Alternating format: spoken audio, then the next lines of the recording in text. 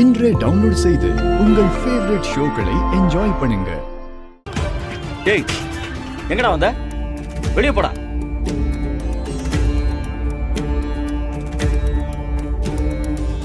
துளசி,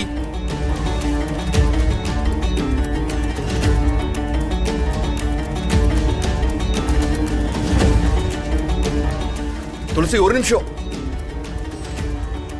டேய் வெளியில போடாங்கற. ஒரு 2 நிமிஷம் துளசி கிட்ட பேசிட்டு போயிடுறேன். வெளியே போடா.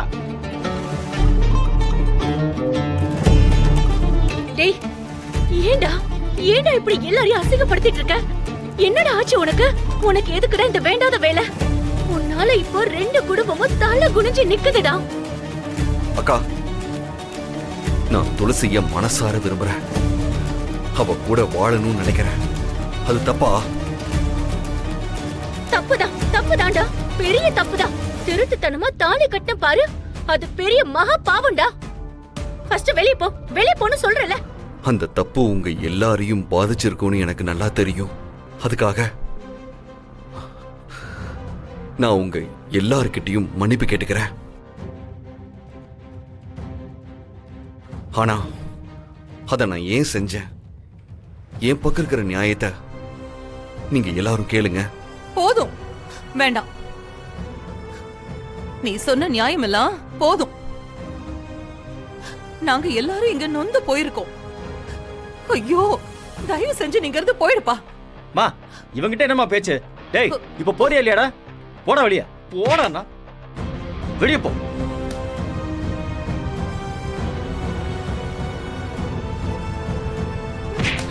போடா. வெற்றி,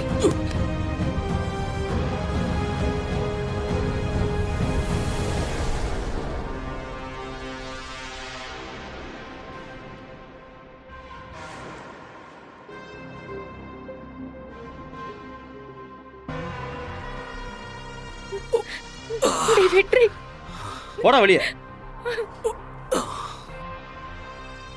இங்க பாருங்க, நீங்க நான் அடிச்சாலும் சரி இல்ல கொன்னாலும் சரி, நான் என் துளசியை விட்டுட்டு போக மாட்டேன். துளசி என் கூட வர வரைக்கும் நான் இந்த இடத்துல தான் இருப்பேன். எவ்வளவு சொன்னாலும் கேட்க மாட்டியாடா நீ? நான் சொல்லிட்டே ஐயோ இருக்கேன். வேண்டாம். டேய் துளசி, நான் இங்க பேசுறது யாருக்கு புரியுதோ புரியலையோ, உங்களுக்கு புரியும்னு எனக்கு நல்லா தெரியும்.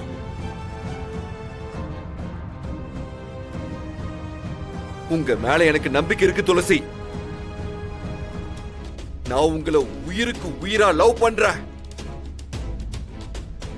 உங்களை பார்த்த முதல் தடவையே உங்களை எனக்கு பிடிச்சிருந்துச்சு. நான் உங்களை கல்யாணம் பண்ணிக்கிட்டு உங்க கூட வாழணும்னு ஆசைப்பட்டேன். உங்க கஷ்டம் சந்தோஷம் எல்லாத்துலயுமே நான் கூட இருக்கணும்னு நினைச்சேன். ஆனா என் காதல சொல்ற தைரியம் எனக்கு இல்ல. அதான் என்கிட்ட இருந்த பெரிய பிரச்சனை. நான் உன் மேல வச்சிருக்க பாசம் உண்மை துளசி. ப்ளீஸ் துளசி, நான் சொல்றத கேளுங்க துளசி. ஐயோ தம்பி, உன்னை கையெடுத்து கும்பிடுறோம். நாங்க ஏற்கனவே நொந்து போயிருக்கோம். தயவு செஞ்சு இங்க இருந்து போயிரு. இதுக்கு மேல எங்களை நோகடிக்காதப்பா. சார், நான் உங்க பொண்ண நல்லா பார்த்துப்பேன் சார். அவங்களுக்கு பாத்தீங்களே ஒரு மாப்பிள்ள, அவெல்லாம் ஒரு ஆளா சார். சார், அவனை விட 100 மடங்கு நான் துளசியை நல்லா பார்த்துப்பேன் சார்.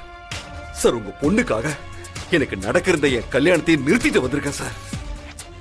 இனி துளசியை தவிர வேற எந்த பொண்ணுக்கும் என் வாழ்க்கையில இடமே இல்லை சார். சார், தயவு செஞ்சு எடுத்து சொல்லுங்க சார். எங்க சேர்த்து வைங்க சார். சார், நான் யாரையும் ஏமாத்தல, நான் யாருக்கிட்டையும் பொய் சொல்லல.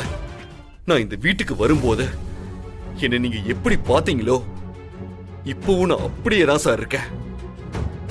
மச்சான், நான் உங்க அக்காவை லவ் பண்ண காரணமா தான் என் குடும்பத்தை பழிவாங்க இப்படி எல்லாம் பண்ணிட்டு இருக்கீங்களா? ஐயோ, சத்தியமா அந்த மாதிரிலாம் இல்லவே இல்ல மாப்ள. நான் துளசிய மனசார விரும்புறேன்.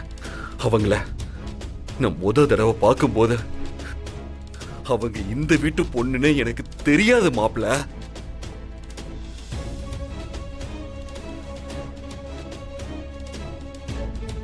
என்னால துளசிக்கு எந்த கஷ்டமும் வராத. நான் உங்களை நல்லா வச்சு பார்த்துப்பேன் மாப்பிள்ள, என்ன நம்புங்க. தம்பி, நீங்க சொல்ற எதையுமே நாங்க ஏத்துக்கிற மனநிலையில இல்ல. தயவு செஞ்சு இங்க இருந்து போயிடுங்க. இந்த குடும்பத்துக்கு ஏதாவது நீங்க உதவி செய்யணும்னு நினைச்சா வீட்டு முன்னாடியே நிக்காதீங்க, போயிடுங்க. Sir sir sir sir sir நான் உங்க காலில் வேணா விளையாடுறேன் சார். ஐயோ தம்பி, ப்ளீஸ் சார். அதெல்லாம் வேண்டாம்.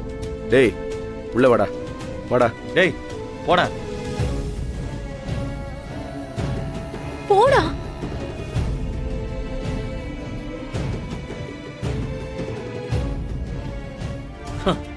என் தங்கச்சி வாழ்க்கையை கேள்விக்குறியாக்கி வச்சிருக்கான்.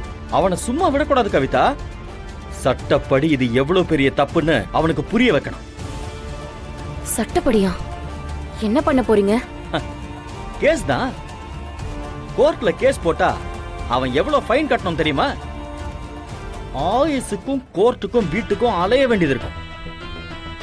டிவில வேற சொல்லி வச்சிருக்கானுங்க. நாம ஒன்னும் ஆதாரமே கலெக்ட் பண்ண தேவையில்லை, எல்லாம் அவனே கொடுத்துட்டான். அவனை நான் என்ன பண்றேன்னு மட்டும் பாரு. நான் பேசுற பேச்சுல மொத்த குடும்பமும் என்கிட்ட சரண்டர் ஆக போகுது. அதுக்கப்புறம் நான் சொல்றதுதான் முடிவு. என்ன என்ன பாக்குற? இல்லங்க, நீங்க பேசுற ஆவேசத்தை பார்த்தா நீங்க நியாயம் கேட்டு உங்க தங்கச்சி வாழ்க்கையை காப்பாத்தி 2 பேரையும் சேர்த்து வச்சிருவீங்க போல இருக்கே. சேர்த்து வைக்கிறதா? ஏண்டே, அறிவு இருக்கா உனக்கு? இது எவ்வளவு பெரிய சான்ஸ் தெரியுமா? நம்மள மாதிரி மிடில் கிளாஸுக்கு எப்போது ஒரு தடவை தான் இந்த மாதிரி சான்ஸ் வரும். இத வச்சே நம்ம வீட்டையே மொத்தமா கட்டி முடிச்சிருவோம். லைஃப்ல பெருசா செட்டில் ஆயிடலாம் கவிதா.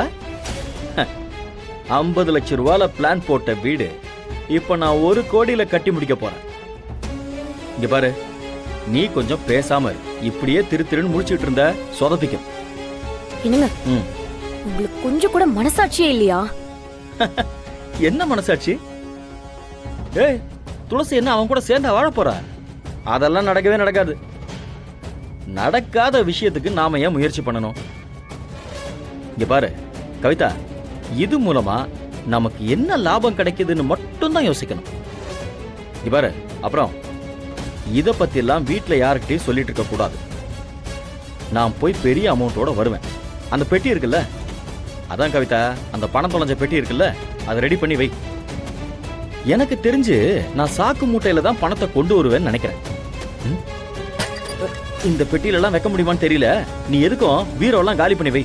இது முழுக்க பணத்தை அடுக்கி வைக்கணும். இன்னைக்கு ஒரு கை பாத்துறேன். யாருகிட்ட கொடுமை. இவரெல்லாம் புள்ளன்னு வீட்டுல விட்டு வச்சிருக்காங்க பாரு. என் மாமனார சொல்லணும். ச்சே, என்ன மனுஷன் இவரு?